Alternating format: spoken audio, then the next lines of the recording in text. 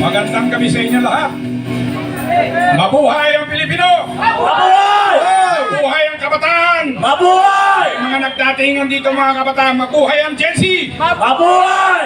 Mabuhay ang UPI! Mabuhay! Wagay-gayin nyo ang inyong mga watawat. So, anyway, hawakan ko na lang. Una magpapakilala ako, sinabi na ako'y isang retiradong general, no?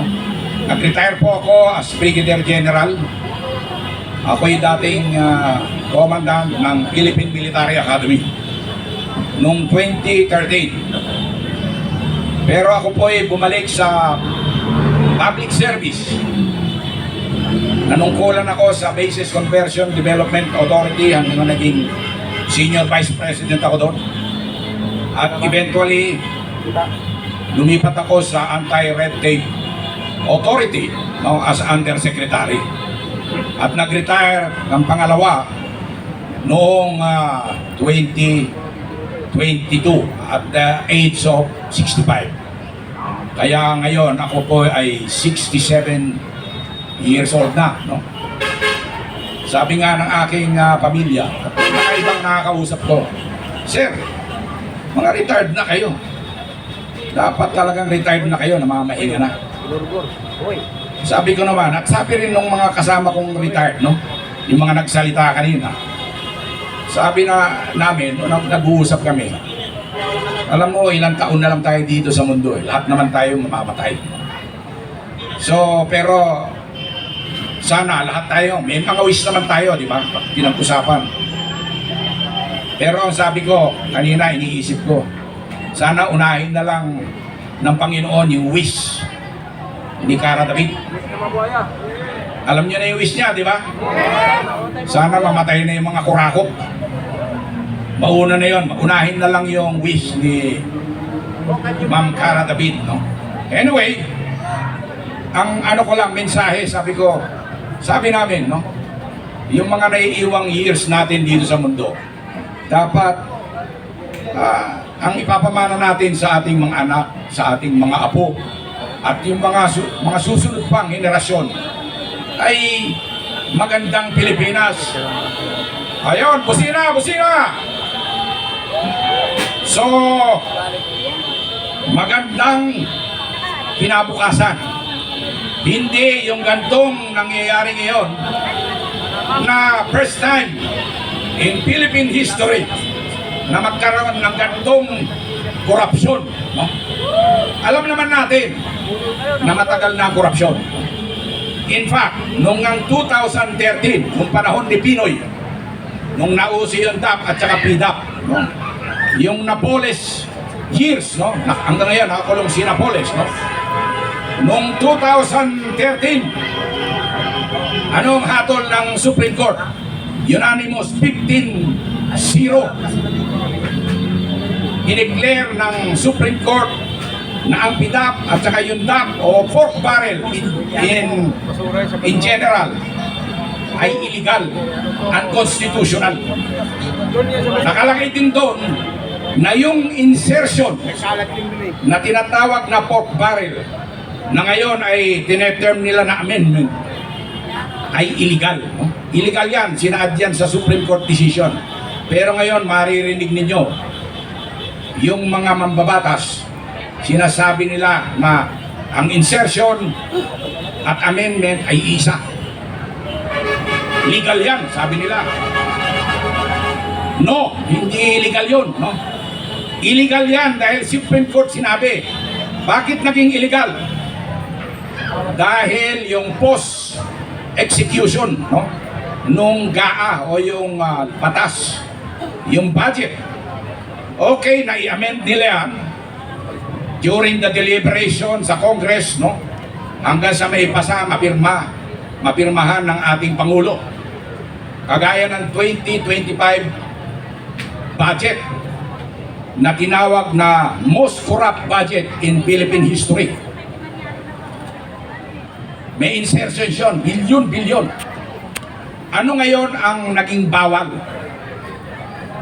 yung during the execution, yun ang sinabi ng Supreme Court na bawal. Once na nakialam yung mga mambabatas, whether senators o congressmen, at itinuro nila, o dito dapat yan sa amin, o may komisyon kami dyan, ganito. Ang sinasabi ko, yung kung ano yung sinasabi sa hearing, no? Lumabas yan sa testimony ng mga witnesses. Yun po ang illegal. Yung post-execution, no? Yung kumbaga, ang role kasi ng mga lawmakers during the deliberation ng budget, okay yun, no? Hindi yun illegal, kaya sabi nila hindi illegal ang insertion of document. Pero in reality, sa totoo lang, wag na tayong magplastikan. Sa execution, doon nagkakatalo yun. Yung mga district engineer na mga appointed, of course, ang nag-a-appoint niyan, yung mismong secretary ng DPWH. Pero tinuturo yan ng mga mambabatas kung sino ang dapat ilagay. Dahil yun ang connection nila doon. So yan po. So napakinggan nyo naman yung sa hearing. Ang gusto ko lang ipaabot na dapat sa atin tayo, mga Pilipino, ay magkaisa. Kaya po tayo naka kulay brown o kayo manggi. Dahil lahat po dito welcome.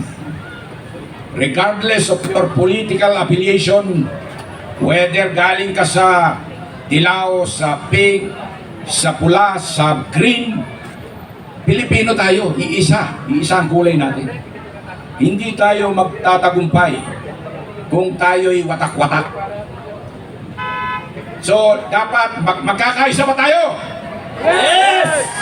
Sama-sama ba tayo? Yes! So, yan po, no? Ngayon, may gusto lang akong ibasahin sa inyo. Kasi nung period na nandoon kami sa Kongreso, no? 3 days kami doon, no? Magkakasama kami niyan, nila Colonel Bitran, nila Captain Ray. Pahinga, minsan, uwi ako sa bahay. Napakinggan ko yung kanta na Bulsa.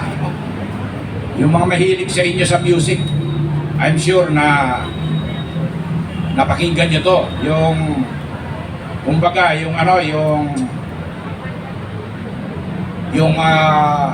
rap, no?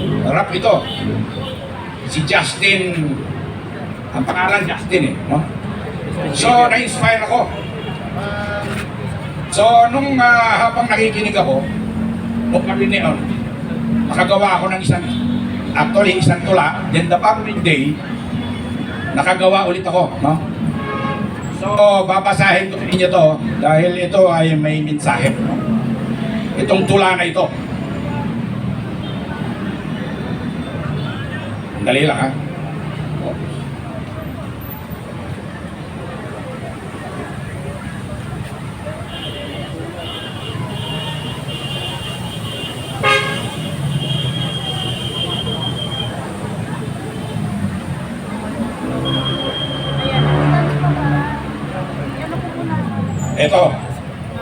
Itong isang tula, ang title nito ay Kilos Kabataan, Kilos Pilipino. Dadami po kayo dyan. Ayan, yes, Babasahin ko sa inyo. Meron pa daw Ito yung unang tula na ginawa ko nung gabi, matulog. habang pinapakinggan ko. Ano daw? Utos ng Diyos ay huwag kang magnakaw. Yes, ito na ang Mahigpit na batas din ito nangyari ngayon sa ng ating pamahalaan. hindi, sir, managot muna. Ngunit ating gobyerno ay punong-puno ng kalokohan sa pamumuno ng politikong sagad ang kasakiman. Interes ng taong bayan ay kanilang pinabayaan. Inunay pansarili at tinakaw ang kaban ng bayan. Sa flood control projects, sila'y labis na nagsisiyaman pagkat 25% at higit pang kickback ang nakalaan.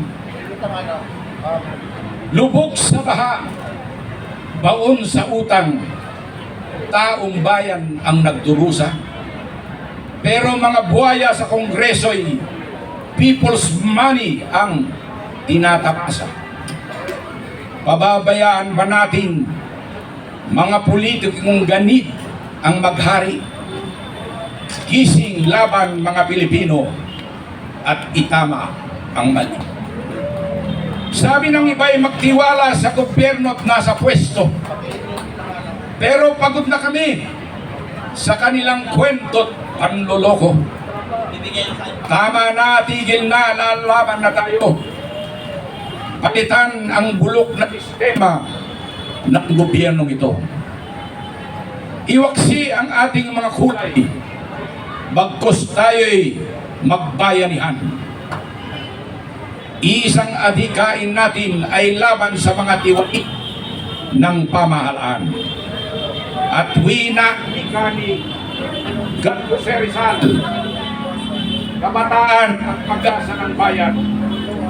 Kaya kilos kabataan, dalhin ng bandera at isulong ang bayan.